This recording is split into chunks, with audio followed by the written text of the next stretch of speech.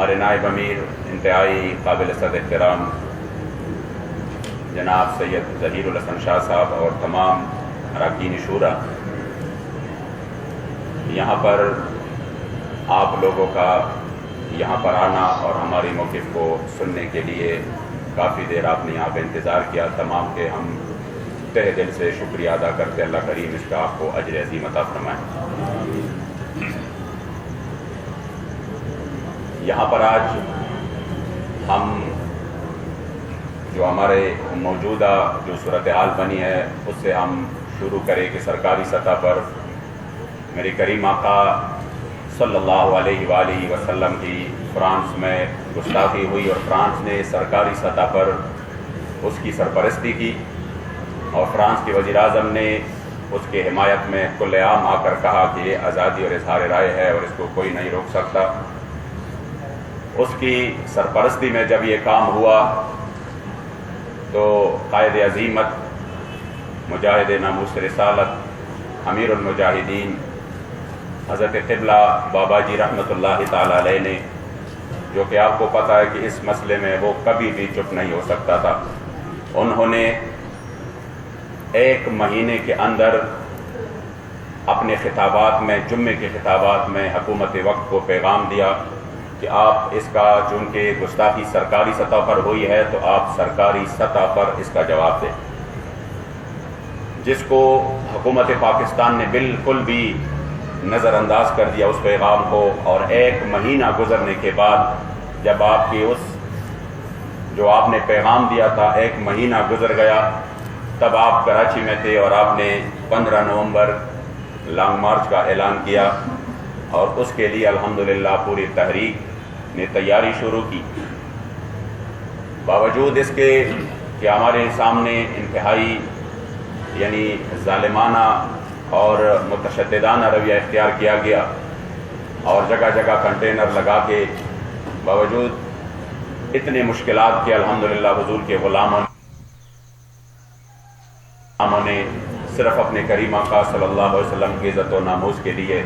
मैदान में कदम रखा। हुकूमत वक्त को तो चाहिए तो ये था कि वो उसी वक्त कह देते कि जब इतनी अहम और हसास मसले पर आप बाहर आ रहे हैं तो हम बैठ के बातचीत के ज़रिए इस मसले को आगे बढ़ाते हैं। उन्होंने इसकी बजाय कंटेनर लगाकर और गिरफ्तारियाँ शुरू करके हमारे कायदीन और हमारे कारकुनान को गिरफ्तार करना शुरू कर दिया। मगर अल्हम्दुलिल्लाह उस पुरअमन लॉन्ग मार्च को अल्लाह करीम जल्ल जलालुहू ने ये कामयाबी बख्शी कि वो अपने मकाम और अपने मकसूद तक पहुँच गया। जहाँ पर वो लॉन्ग मार्च जब मकाम फैज़ाबाद पर पहुँचा तो फैज़ाबाद के मकाम पर रात को जब हमारे साथ 2 ज़िम्मेदारान आए और उन्होंने बात की और मैंने उनको यकीन दिलाया कि हम इंशाअल्लाह सुबह 9 बजे फिर आपसे बात करते हैं और सुबह 9 बजे हम अपने अमीर मुहतरम के साथ मुशावरत करके फिर इस बात को आगे बढ़ा देते हैं। उन्होंने कहा ठीक है। मगर अफसोस की बात यह है कि अभी वो चले गए और 1 घंटा भी नहीं हुआ था कि हुकूमत की तरफ से उस पुरअमन मुजाहिरीन पर तशद्दुद का वो सिलसिला शुरू हुआ कि जिसको तकरीबन 24-25 हज़ार शेल हमने सिर्फ मीडिया को दिखाएं उसी वक्त, और वो बारिश की रात और वो सख्तरीन रात में वो जितना जुल्म कर सकते थे उन्होंने कर लिया। फिर जब सुबह अल्हम्दुलिल्लाह हमारे कारकुन डटे रहे और हुजूर क़िबला अमीरुल मुजाहिदीन बीमारी की बावजूद अल्हम्दुलिल्लाह पहुँच गए, तो उसके बाद हमारे साथ मुज़ाकरात का आगाज़ हुआ दूसरे दौर का। और उसी रात यानी 16 को हमारे साथ जो इसी वक्त के 2 वफाकी वज़रा, उन्होंने उनके साइन मौजूद है उस मुआहदे पे कि उन्होंने कहा कि हम 3 महीने के अंदर अंदर पार्लियामेंट के ज़रिए फ़्रांस के सफ़ीर को मुल्क बदर करेंगे और सरकारी सतह पर मसनूआत का बाइकाट किया जाएगा और जितने भी असीरान आपके हैं उन सबको रिहा कर दिया जाएगा। हमने उधर से पुरअमन तौर पर अपना धरना और अपना एहतजाज जो है वो मुंतशिर कर दिया और क़िबला अमीरुल मुजाहिदीन भी वापस आ गए और तमाम कारकुनान भी वापस आ गए। उसमें फिर दरमियान में ये हुआ कि क़िबला बाबा जी हमसे जुदा हो गए और वो लम्हात सब के लिए इतने अचानक थे और इतने यानी नाकाबिले यकीन हद तक सब लोग उस सख्ते में थे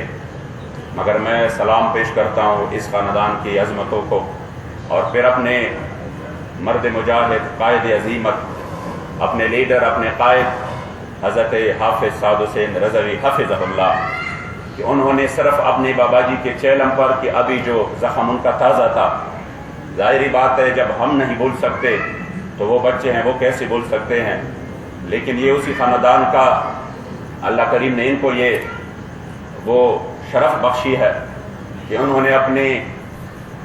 قبلہ بابا جی کے چلم مبارک پر حکومت وقت کو وعدہ یاد دلایا کہ ہمیں وعدہ یاد ہے اور ہم 16 فروری تک آپ کا انتظار کریں گے، ورنہ بصورت دیگر 16 تک ہم اپنے وعدے کے پابند ہیں، بصورت دیگر ہمارا حق بنتا ہے کہ ہم اس مسئلے میں احتجاج کریں پرامن طریقے سے۔ اور آپ کو وہ وعدہ یاد دلائیں کہ آپ نے ہمارے ساتھ وعدہ کیا جس پر وفاقی وزیر نور الحق قادری صاحب اور اسی وقت کے جو وزیر داخلہ تھے بریگیڈیئر ریٹائرڈ اعجاز شاہ، ان کی دستخط موجود ہے۔ اس اعلان کے بعد حکومت نے ہمارے ساتھ رابطے شروع کیے اور مجھے امیر محترم نے لاہور بلایا اور ہمارے باقی مذاکراتی کمیٹی کے ممبرز کو بھی بلایا کہ یہاں پر مذاکرات کے لیے وہ بلا رہے ہیں تو آپ آ جائے، ان کے ساتھ مل بیٹھ کر اس معاملے کا حل نکالیں۔ یہ میں اس وجہ سے کہہ رہا ہوں کہ اکثر یہ وزیر پھر جھوٹ بولتے ہیں اور کہتے ہیں یہ بضد فیض آباد جانے کے لیے، یہ ان کا شوق ہے کہ یہ فیض آباد یہ فوراً نکلتے ہیں روڈوں پر، تو میں اس وجہ سے یہ وضاحت کر رہا ہوں، میڈیا کے سارے ہمارے بھائی موجود ہے اور وہ قوم کو یہ باتیں آگے فارورڈ کرے، ان کو کہہ دے کہ ہم نے کتنا صبر کیا اور کس انداز سے کیا کہ جب ہم ادھر سے آئے مذاکرات کے لیے تو جو سب سے پہلی بات تھی حکومتی وزراء کا وہ یہی تھی کہ آپ اپنے معاہدے سے پیچھے ہٹ جائے، اور اس معاہدے پر ہم انتہائی شرمندہ ہیں، ہم یہ نہیں کر سکتے۔ تب ہم نے کہا کہ جب ایک معاہدہ ایک عام بندہ کر جاتا ہے اس کی معاہدے کی بھی ایک حیثیت ہوتی ہے،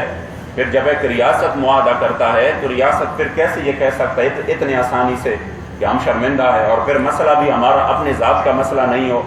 ہمارے اپنے کوئی وسائل کا مسئلہ نہیں ہو، ہم آپ سے کچھ نہیں مانگ رہے کہ ہمیں کچھ دے دو، کچھ لو، کچھ دو کا معاملہ بھی نہیں ہے، تو اس وجہ سے ہم کیسے اس سے پیچھے ہٹ جائیں، یہ تو ہماری بنیاد ہے۔ تب انہوں نے آگے سے ہمیں بڑی آفرز دینے کی کوشش کی، ہمیں وہ آفرز کی میں تفصیل بارہا بار بتا چکا ہوں کہ یہاں تک بات ہوئی کہ ہم آپ کو فلاں سیٹ دیں گے، سینٹ دیں گے، اتنے اتنے پیسے دیں گے اور یہ کریں گے وہ کریں گے، لیکن آپ اس مسئلے سے پیچھے ہٹ جائے۔ اسی وقت ہم نے الحمدللہ ہمارے اور امیر محترم کا یہی تھا کہ ہم کسی بھی صورت اپنی اس مسئلے سے پیچھے نہیں ہٹنے والے۔ تب ہمارے ساتھ تیسرا دور شروع ہوا، اور جس میں جو اسی وقت کے وزیر داخلہ ہے شیخ رشید یہ بھی شامل تھا اور نور الحق قادری بھی شامل تھا، اور ساتھ میں جو مزید ہمارے پنجاب کے بھی راجہ بشارت صاحب اور اس طرح لوگ شامل تھے، تو اسی میں اور کچھ ہمارے ریاست کے نمائندے بھی اس میں شامل تھے۔ جب یہ معاہدہ اسی وقت ہمارا انہوں نے کہا کہ ہمیں ٹائم چاہیے، بہرحال ہم ٹائم دینے کے لیے کسی بھی صورت تیار نہیں تھے، لیکن انہوں نے ہمارے سامنے کہا کہ یہ بہت اہم مسئلہ ہے اور ہم چاہتے یہی ہے کہ اس میں ہمیں آپ ٹائم دے دیں۔ ہم نے مسئلے کی حساسیت کو سمجھ کر کہ یہ واقعی انتہائی اہم مسئلہ ہے، اگر یہ ٹائم دینے سے بھی حل ہو جاتا ہے تو ہمیں اور کیا چاہیے۔ ہم نے ان کو کہا کہ ٹھیک ہے ہم ٹائم دینے کے لیے تیار ہے، لیکن جو پہلا ٹائم ہوا تھا وہ ان دو وزیروں کے ساتھ ہوا تھا، اور آپ ابھی کہہ رہے ہیں کہ ہم شرمندہ ہیں، حالانکہ یہ بات انتہائی عجیب ہے ہمارے لیے، لیکن اب ہم ایکسٹینشن تب کریں گے، معاہدے میں توسیع تب ہوگی جب وزیر اعظم خود اس کا اعلان کریں۔ تب آخری حد تک جب ہماری بات الحمدللہ ہم اپنی ایمانی طاقت سے اس پہ ڈٹے رہے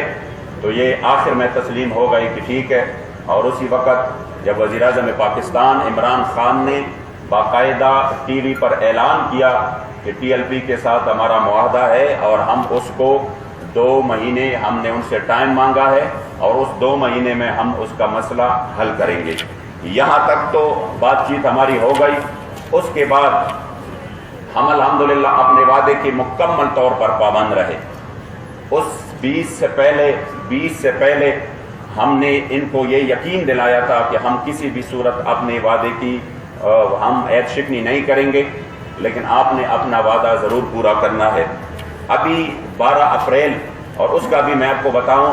کہ 11 اپریل کو ہمارے پھر ان سے مذاکرات ہو گئے. 11 اپریل کو ابھی ہمارے مذاکرات جاری تھے اور انہوں نے ایک عام قرارداد لے کر جس کو مذمتی قرارداد کہتے ہیں وہ ہمارے سامنے پیش کیا. یہ ابھی ٹی وی پہ جا کر جھوٹ بولتے ہیں کہ ہم نے ان کی مذاکرات مان لیے تھے. تو میں واضح کر دوں کہ یہ جو قرارداد ہے یہ تو 5 مہینے پہلے یہ ہم سے طے کر کے یہ ہم سے کہہ رہے تھے کہ ہم ایک مذمتی قرارداد پیش کرتے ہیں. ہم نے کہا ہم بات مذمتی قرارداد کے نہیں کر رہے ہیں, ہم بات اپنے معاہدے کی کر رہے ہیں. یہ جو آپ کے پاس ہے یہ ایک مذمتی قرارداد ہے, اس میں ہمارے معاہدے کا ذکر بھی نہیں ہے. ہم سے جو معاہدہ ہوا ہے ہم اسی معاہدے کے پابند ہے جو آپ لوگوں نے ہمارے ساتھ کیا ہے. اس لیے اس معاہدے کی تو اس کاغذ میں تو اس قرارداد میں تو معاہدے کا ذکر بھی نہیں ہے, سفیر کا ذکر بھی نہیں ہے. تو ہم کس لیے یہ کہیں کہ ہمارے معاہدے پر عمل ہو رہا ہے. ایسی قراردادیں تو پہلے پاس بھی ہو چکی ہے اور آپ پیش بھی کر چکے ہیں. اس لیے ہمیں وہ قرارداد جو ہمارے معاہدے کی روح کے مطابق ہو, جس میں سفیر کی ملک بدری کا ذکر ہو, تب الحمدللہ تب یہ بات ہماری جاری تھی. اور ہم ادھر سے آئے اور اسی دن صبح بھی میرے 9 بجے تقریباً ان سے بات چیت ہوئی کہ اس طرح انہوں نے کہا وہ کیا ہوا. میں نے کہا ہمارا امیر محترم رات منڈی باغ الدین میں تھے, وہ سو رہے ہیں, انشاءاللہ جو وہ جاگ جاتے ہیں تو میں ان سے پوچھ لیتا ہوں تو پھر میں آپ کو بتاؤں گا. یہ ہماری طرف سے یعنی اس حد تک اس حوالے سے بات چیت جاری تھی. لیکن ابھی میں راستے میں تھا کہ فون آیا کہ امیر محترم کو گرفتار کیا گیا ہے. یہ ہوا 12 اپریل کو. تو میں حیران ہوا, میں فون پہ فون کرتا رہا ان کو کہ یار ابھی تو ہماری بات چیت جاری ہے, ابھی تو 20 بھی جو ہے نا 20 اپریل بھی نہیں آیا, تو کیوں آپ اتنی بدعہدی اور بدشگنی کر رہے ہیں. مگر ہم اسی وقت کسی بندے نے ہماری باتوں کا جواب نہیں دیا اور سب جو ہے نا وہ اپنے جو انہوں نے کرنا تھا اسی پر اڑے رہے. چونکہ ہماری بات یہ ہو گئی تھی کہ اگر کسی نے معاہدے کی خلاف ورزی کی اور وہ اس معاہدے میں شامل ہے تو پھر یہ معاہدہ اسی وقت جو ہے نا وہ ٹوٹ جائے گا, پھر اسی وقت ہم اس کے لیے نکلیں گے. تو میں آپ کو واضح کر دوں, اکثر میڈیا کے لوگوں میں انہوں نے یہ غلط خبریں پھیلائی ہیں کہ دیکھو ایک بندے کی, ایک امیر کی گرفتاری پر انہوں نے پورا ملک جام کر دیا. تو میں ان کو واضح کر دوں کہ ہم نے امیر محترم کی گرفتاری پر ملک جام نہیں کیا, ہم نے عہد شکنی پر اور پھر جو ہمارا معاہدہ اس کے حق میں ہم نے جو ہے نا جگہ جگہ پہ ایک پرامن دھرنے شروع کر دیے. وہ اس لیے نہیں تھا کہ ہمارا امیر جو ہے نا وہ رہا کرو تو ہم گھروں کو جاتے ہیں, ورنہ ایسے مواقع تھے کہ جو ہی دھرنے شروع ہو گئے انہوں نے کہا ہم آپ کے امیر کو بس رہا کر دیتے ہیں, یہ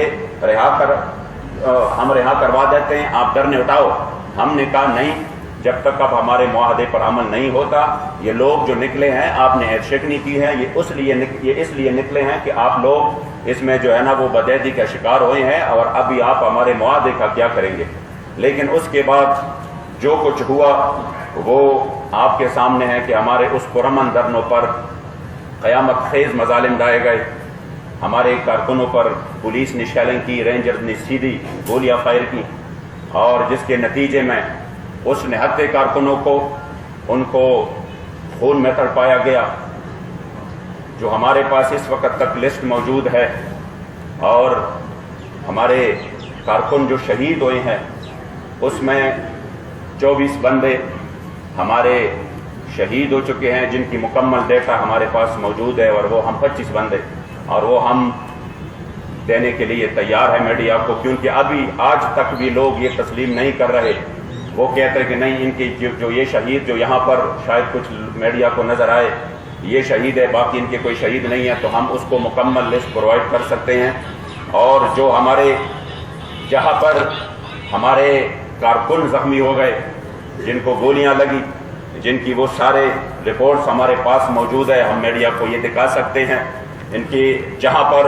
ان کی گولیاں لگی ہیں اور جہاں پر انہوں نے یہ اتنا ظلم اور تشدد کیا ہے وہ تمام کے رپورٹس الحمدللہ ہمارے پاس موجود ہے کہ کس کس کارکن کو گولیاں لگی ہیں. لوگوں کو ایک کارکن کو 2 3 گولیاں لگی ہیں. کارکنوں کی ٹانگیں ٹوٹ چکی ہے, ان کے ہاتھ ٹوٹ چکے ہیں اور اس کے سر جو ہے نا وہ کوڑے گئے, یعنی مسلسل. لیکن آپ پھر بھی یقین کریں کہ اسی وقت سے جب میڈیا بھی مکمل طور پر بلیک آؤٹ تھا, ہمیں زبردستی انہوں نے کوشش کی کہ ایک پرامن تحریک کو پرتشدد تحریک بنایا جائے اور اس ایسے طریقے اپنائے گئے, کچھ ایسے لوگ درمیان میں لائے گئے کہ جنہوں نے تشدد کی راہ اپنائی. اور پھر میں اب بھی کہہ سکتا ہوں کہ ہمارے کارکنوں کی وجہ سے یا ان کی تشدد سے یا ان کی ماردار کی وجہ سے ایک بھی پولیس جو ہے وہ شہید نہیں ہوا. اگر انہوں نے کچھ جگہ پہ ایسے کی بھی ہے تو وہ کسی اور جگہ پہ ان کی جو ہے نا وہ جا بحق ہوئے ہیں، ان کو بھی ہمارے اوپر ڈالا گیا. ہمارے کارکنوں پر 780 کے مقدمات اور اسی طرح 302 اور اغوا تک کے مقدمات دائر ہوئے. اور ظلم بالائی ظلم یہ کہ ہم 25 شہید بھی کروا چکے ہیں، یعنی 25 شہید ایک دو دن میں، اور ہزاروں ہمارے کارکن ایسے تھے جن کو یعنی معمولی زخم تھے اور کئی سو بالکل شدید زخمی تھے. اس کے باوجود میڈیا کو اور پوری دنیا کو ہمیں ظالم دکھایا گیا کہ ہم ظالم ہیں، وہ مظلوم ہے. ہم اس ملک میں اگر ہم نے اس ملک میں ان کے خلاف جانا تھا، تشدد کرنا تھا، اسلحہ اٹھانا تھا، تو یقین کرے پھر ان کے سامنے ہے سارے مسائل. یا کہ ہم تاریخ سے جو ہمارے اہل سنت کی تاریخ ہے اس میں کوئی ایک بھی واقعہ ایسا نہیں ہے جس میں ہم نے اس تشدد کی راہ اپنائی ہو. بابا جی کی وہ ویڈیوز موجود ہے کہ آپ نے خود بھی حکم دیا جب